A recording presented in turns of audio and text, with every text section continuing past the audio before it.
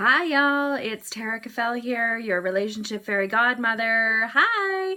And so I'm live here on Tina O Life today from my office, and all the plans to take over the world, they're all on the walls. And so I want to share with you today five things, not four, Tara, 5 things that you can do in your relationship each week to spend 5 hours connecting and being intimate with your person.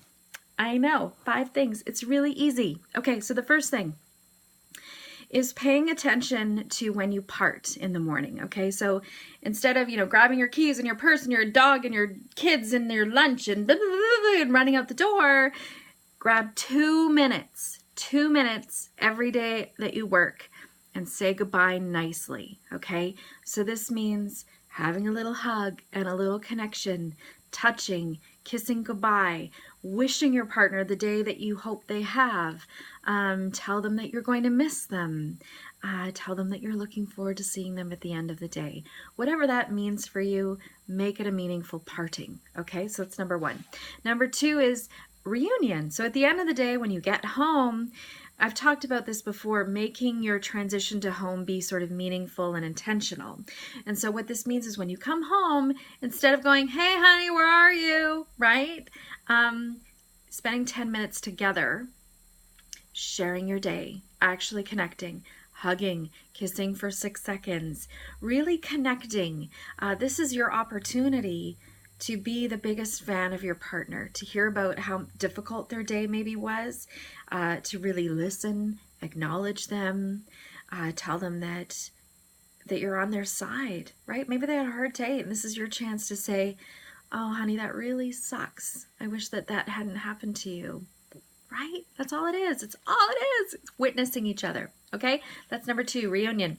Number 3 is admiration and appreciation, okay? So this means really not just saying, oh, thanks for picking up the mail, honey, but actually really acknowledging your partner for who they are in your life, how they show up for you, how they are for your kids, for the rest of your family.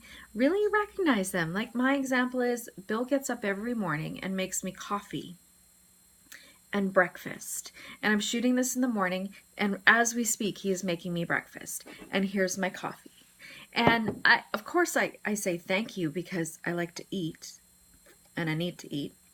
I also say a big thank you and appreciate what he does because it allows me to work, right? He allows me to not worry about those things of my day that I don't like thinking about very much, or I would probably just not think about at all. Like he's taking care of me on a deeper level. And so I make sure I let him know that. So think about that. And again, so that's like 5 minutes every day of the week, equaling about 35 minutes of your time, your precious time. I get it. Affection. Okay, so again, this is 5 minutes a day. And this is like really 5 minutes, folks. This is, sneaking up behind your partner as they wash the dishes and putting your arms around them and sharing some affection and some touching. And like our ritual is we get into bed. And I might be reading or, journaling something or whatever.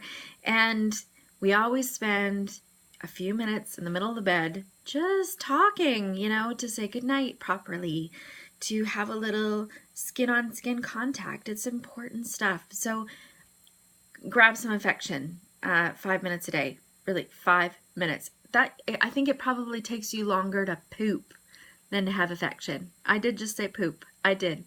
You heard it here, folks. And the last thing I want you to practice is date night. Okay, so this is 2 hours, minimum 2 hours, but 2 is perfect. Once a week where you escape your lives together and go on a walk, go to dinner, a movie is not ideal because you're staring at a screen and not each other. But do whatever feels right to spend some time together, right? We've got to keep nurturing that relationship that started all of this madness. Start to nurture it or continue to nurture it. At the end of the day, you're still a couple, right? All of these things that have happened, maybe you have a mother-in-law living with you, or you have 18 children, or, businesses that you run, or whatever is happening.